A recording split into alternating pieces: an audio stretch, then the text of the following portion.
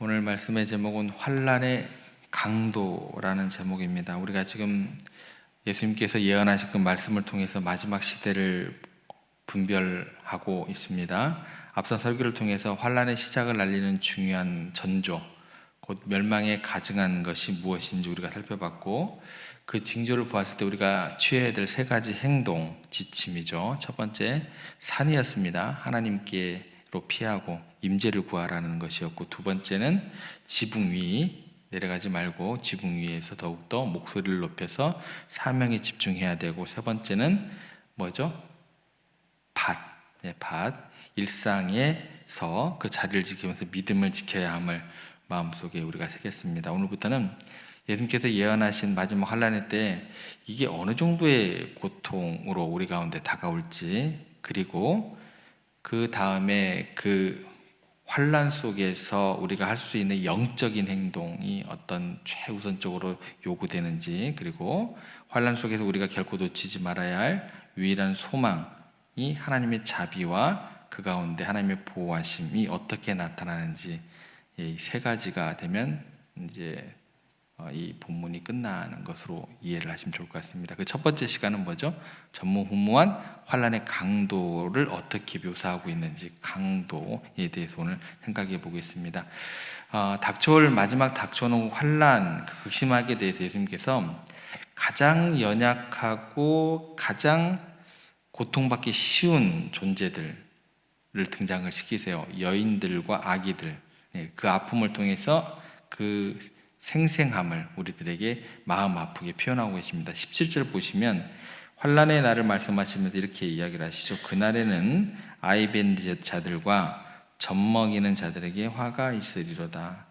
그러니까 역사를 돌아보면은 전쟁이나 또 큰 재앙, 기근 같은 무서운 환난이 일어났을 때 가장 먼저 가장 크게 고통받는 존재들이 누구냐라고 이야기를 하면 약하고 힘이 없는 여인들과 어린아이들, 누구도 부정할 수 없죠.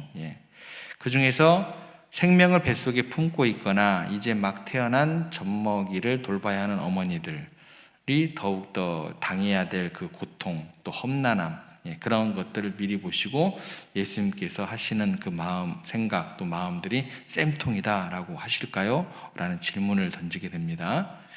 만약 환난으로 해서 안전한 피난처가 없고 먹을 것이 전혀 없는 상황이 오고 아이까지 임신한 여인이 겪은 고통은 상상하기 어렵겠죠. 뱃속의 아이, 자신의 생명을 동시에 이렇게 부지해야 되는 그 절망적인 상황, 생각해 보면 답이 나오죠. 또 어린 젖먹이가 배고프다고 힘없이 칭얼대고 젖 달라고 이렇게 보채는데 먹을 것이 없죠. 젖 한 방울 안 나오죠. 그 어머니의 마음이 얼마나 찢어지듯 하겠느냐. 이거를 보고 있을 때 그 주님의 마음을 우리가 느낄 수 있어야 된다라는 것입니다. 예수님 마음을 우리가 이제 알게 되는 거죠. 여기서 예수님께서는 바로 여인들과 아기들의 급식한 고통, 슬픔을 미리 보시고 생각하시고 그들의 고통이 얼마나 큰가 하시면서 탄식과도 같은 표현이 등장하게 됩니다. 그게 뭐냐면 화가 있을지로다. 이 말씀을 들으실 때 쌤통이다 라고 들으시면 안 돼요. 너희들은 제대로 걸렸어, 너희들 한번 당해봐, 이렇게 생각하시면 안 됩니다. 이 헬라 단어는요, 우아이라는 단어예요. 우아이. 이 단어에는 두 가지 마음이 담겨 있다라고 이해를 하시면 됩니다. 그런데 쌤통이다, 너희들 제대로 걸렸어, 너희들 곧 죽을 거야, 뭐 이런 식으로 접근하시면 안 되고, 첫 번째 마음은 뭐냐면 그 장면을, 그 강도를 이야기하시면서 뭐 젖먹이 아이들과 엄마를 얘기할 정도면 어떤 마음이 앞서시겠어요. 너무나 슬프고 안타까운 마음이시다라는 거죠. 마치 사랑하는 사람이 너무나 고통스러워하는 모습을 볼 때 아이고 어쩌냐 뭐 이런 것들이죠. 그죠? 그러니까 화 있을진저, 야 너희들 이제 불 받아라, 뭐 이게 아니에요. 여러분들 어쩌나 너무나 슬프다라는 탄식, 화 있을진저, 우아이라는 그 단어의 첫 번째 마음이 들어가는 거죠. 장차 닥쳐올 그 환난을 보시면서 아이를 가진 어머니나 갓난아이를 보는 우리도 그럴진데 주님께서는 얼마나 더 그 마음을 또 헤아리시고 또 가슴 아파하셨을까, 가히 짐작이 될 만한 어떤 그런 장면이죠. 두 번째 마음은 뭐예요? 부모님들이 자녀들을 바라보는 마음이죠. 예. 엄중한 경고의 마음이 담겨 있죠. 잘못되는 길로 가면 정말 큰일 나. 그렇게 하면 안 돼. 이런 마음이 담겨 있는 거죠. 진짜 막 호되게 혼을 내고 막 잘못된 어떤 그런 것들을 매를 드는 게 목적이 아닌 거잖아요. 그죠? 환난의 때가 힘든 시기를 넘어서 하나님의 심판을 임할 수 있는 심각하고 위험한 상황임을 강조하고 있는 말씀으로 이해를 하셔야 된다는 것입니다. 그래서 화가 있을지로다 라는 것은 너희들은 이제 죽었다 이게 아니에요. 예. 가장 약한 사람들까지 극심한 고통을 겪게 될 너무나 슬프고 비극적인 상황이고, 하나님께서 엄중한 경고를 통해서 무서운 때가 될 것이라는 것을 우리들에게 분명히 이렇게 알려주고 싶은 그런 마음들이 담겨 있다는 것입니다. 이렇게 두 가지 마음이 담겨 있는 단어가 우아히, 화 있을진저. 보통 그래서 이 단어를 쓰는 거는 누가 쓰는가 성경에 잘 보시면 선지자들이 거의 써요. 남들이 아직 바라보지 못하는 그 안타까운 고통, 또 그 심판의 예정된 그거를 바라보니까 얼마나 선지자들은 마음이 애끓겠어요. 그래서 우아히 화 있을진저. 진짜 욕은 뭐예요? 독사의 자식들아가 진짜 욕이에요. 독사의 자식들아, 이게 진짜 욕이에요. 그렇게 내가 가슴 아파하면서 돌이키기를 그렇게 가르치고 기도하고 그렇게 권면하는데도 그렇게 변하지를 않냐. 독사의 자식들아. 이렇게 연결이 되는 거죠. 실제로 역사를 돌아보면은요, 주 70년 로마 군대가 예루살렘 성을 점령을 할 때 예루살렘 성이 높잖아요. 그리고 워낙에 견고하다 보니까 주변에 있던 많은 유대인들이 안전할 것이라고 생각하고 예루살렘 성으로 다 피난 오게 됩니다. 그러니까 성 안에 인구가 너무 많아지게 되는 거죠. 그런데 로마 군대가 이제 작전을 펴게 되는 것을 어떻게 펴게 되냐면, 한 번에 정복하기 어렵다라고 생각을 하게 되고 성 안에 있는 사람들과 외부를 단절시키게 되는 거죠. 그래서 젊다 굶어 죽게 하면 스스로 항복하게 될 것이다 라는 그런 생각으로 작전을 펴게 됩니다.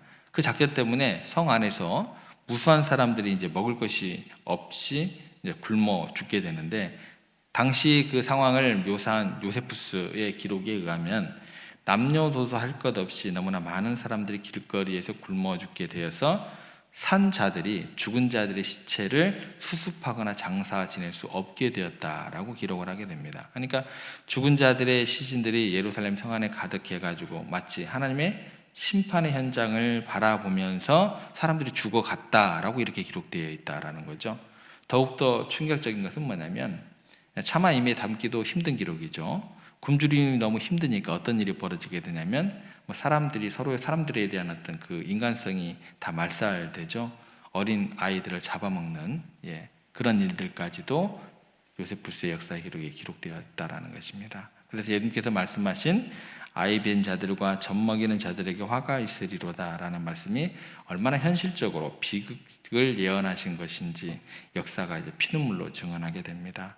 그래서 이 포위 기간 동안에 굶주림과 질병으로 죽은 사람의 숫자가 무려 110만 명이라고 기록을 하고 있어요. 그리고 그 참혹한 현장 속에서 살아서 로마 군대의 포로로 잡혀간 사람이 불과 9만 7천 명. 여러분들, 포로로 잡혀가는 것도 굉장히 극심한 고통이고 잡혀가기 싫어가는 건데요, 차라리 이때 당시에는 뭐가 더 나은 거예요? 포로로 붙잡혀가는 게 더 나은 거죠. 근데 그 숫자도 9만 7천 명밖에 안 됐다라고 기록이 되었다라는 것입니다. 나머지는 어떻게 돼요? 죽거나 성 밖으로 다 던져짐을 당하게 되었다라는 것입니다. 그러니까 환난의 참상이라는 것 상상할 수 없을 정도로 닥쳐오게 되고, 마음으로 그 깊이를 헤아릴 수 없을 정도의 그런 것들이 선포가 되었다라는 것입니다. 그러니까 아이를 뵌 여인들과 젖 먹는 여인들에게 화가 있다, 예수님의 말씀이 단순한 과정이 아니라 실제로 일어났던, 그리고 장차 일어날 끔찍한 비극을 예언한 것이다. 그런데 이게 예수님께서 말씀하신 궁극적인 환난이 주후 70년 예루살렘 멸망 사건과 같은 역사 속의 어느 특정한 한 날을 지정한 것이 아니다라는 거예요. 물론 역사의 환난들은 장차 임할 마지막 대환난의 예언이고 부분적인 성취일 수는 있어요. 근데 장차 임할 환난은요, 단순히 과거의 재앙들이나 역사 속의 고통들과 비교할 수 없을 정도의 전무후무한 강도로 다가오게 될 것이다 라고 이 뒤에 또 나와요. 그게 이제 무섭죠. 더 그러니까 19절 말씀 보시면 이렇게 기록되어 있습니다. 이는 그 날들이 환난의 날이 되겠습니다. 하나님께서 창조하신 시초부터 지금까지 이런 환난이 없었고 후에도 없으리라. 이처럼 환난의 시기가 아담과 하와 이후 인류 역사가 시작된 이후로 가장 극심하고 고통스러운 때가 될 것이고 장차 영원히 다시 없을 절대적인 고통의 시기가 될 것이다라고 엄중하게 선언하고 계신다라는 것입니다. 이 말씀 앞에서 우리들이 처음으로 가져야 될 마음은 뭐냐면 우리의 무력함입니다. 무력함을 우리가 인정을 해야 된다라는 거예요. 우리의 힘과 지혜로 도저히 감당하거나 막아낼 수 없는 훨씬 깊고 큰 환난의 때가 세상 끝에는 기다리고 있다라는 것 우리가 영적으로 알고 깨어 있어야 할 것입니다. 두렵게 하고자 하는 내용이 아니고 다가올 환난의 실체를 분명히 알고 세상적인 것들에 안주하지 말고 미리 영적으로 준비하고 대비해서 하나님 앞에서 바르게 서기 위해 주시는 말씀으로 받아들이셔야 한다라는 것입니다. 그래서 예수님께서는 그런 환난의 고통스러운 현실을 외면하지 않으시고 가장 약한 자들의 아픔을 언급하시고 환난의 그 강도가 얼마나 심할지 경고하시고 그리고 이렇게 환난의 때를 겪을수록 우리는 첫 번째 가져야 될 마음, 우리의 연약함, 죄성을 더욱더 깊이 깨달아야 된다. 오늘은 여기까지 이해를 하시면 좋을 것 같습니다. 그게 환난의 강도가 어느 정도 깊을 때 거기에 따른 우리의 반응은 어떻게 해야 되는지 거기까지만 오늘 생각을 하시면 좋을 것 같아요. 어느 날 한 선생님이 운동장에서 학생들에게 그림자에 대해 가르치고 있었어요. 학생들과 함께 여러 가지 그림자 모양을 만들어 보던 중에 그 선생님이 갑자기 이런 의문이 들게 됩니다. 하나님께서 왜 우리에게 그림자를 주셨을까? 이제 수업을 마치고 학생들이 돌아간 후에도 그 질문이 계속해서 떠나질 않는 거예요. 계속 마음속에 남아있게 됩니다. 묵상하던 중에 하나님께서 이런 깨달음을 주셨다고 해요. 그림자는 바로 너희들의 죄와 같다. 내가 그림자를 너희에게 보이게 한 이유는 그 그림자를 보면서 너희가 죄인임을 기억하게 하려는 것이다. 그러니까 그 짙은 그림자는 바로 인간의 어두운 죄를 나타내는 것으로 이렇게 응답을 받은 거죠. 영원한 빛 대신 그리스도 앞에 설 때 우리가 죄인임을 깨달을 수밖에 없는 이유를 비로소 알 수 있게 되었다고 합니다. 그래서 세상이 어두우면 어두울수록 사람들이 자신이 죄인임을 깨닫지 못하는 이유는 날이 흐르고 어두우면 그림자가 잘 보여요, 안 보여요? 안 보이죠? 그죠? 예. 날이 흐르고 어두우면 우리의 그림자가 잘 보이지 않는 것과 같이 그런 것들하고 동일하게 이치다라고 생각을 한다라는 것입니다. 그리고 해가 가장 높이 떴을 때 그림자가 가장 길을까요? 가장 짧을까요? 짧아요. 짧은 것처럼 그리스도께서 가장 높이 영광을 받으실 때 우리의 죄에 대한 부담감도 가장 적어질 것이다 라는 마음이 들더라는 거예요. 그래서 우리가 예수 그리스도를 가장 높이 영광 받으시게 하는 것은 여러분들을 고난 가운데로 초대하는 게 아니에요. 너희들 고생 진짜 해봐라. 십자가 지고 나를 따라와 봐라. 고생 진탕 해봐라. 내가 얼마나 고생했는 줄 알아? 그 여러분들을 향해서 괴롭히기 위해서 부르신 것이 아니라는 거예요. 예수 그리스도를 가장 높이 영광 받게 하시는 것은 뭐예요? 우리에게 절대로 손해보게 하는 장사가 되는 게 아니고 바로 우리들을 위한 일임을 깨닫게 되었다라는 거예요. 그림자 같은 죄를 없애는 유일한 방법은 뭐예요? 그래서 우리가 빛의 자녀가 되는 것이다 라는 것입니다. 그래서 그 선생님은 그 후로도 자신의 그림자를 볼 때마다 자신이 죄인임을 항상 기억했다고 합니다. 사랑하는 성도 여러분, 마지막 때가 가까울수록요 세상의 어둠은 더욱 짙어지게 되어 있습니다. 그리고 환난의 강도는 더욱 거세질 것입니다. 그럴수록 우리는 더욱더 우리의 부족함, 우리의 죄인됨을 더욱더 깊이 통찰하고 겸손한 마음으로 하나님의 긍휼과 자비를 구해야 할 것입니다. 우리의 힘과 능력으로는 결코 이길 수 없는 그 환난 앞에서 우리가 의지할 분은 오직 예수 그리스도 한 분뿐이심을 굳게 믿고 그 믿음 가운데 거하시고 그 믿음으로 나아가야 할 것입니다. 오늘은 여기까지. 다음 시간에는 너무 무서운 얘기하지 말고 전무후무한 환난의 때에 그래도 하나님께서는 택하신 백성들을 어떻게 보호하시고 어떻게 인도하실지에 대해서 더 깊게 내일 생각해 보겠습니다.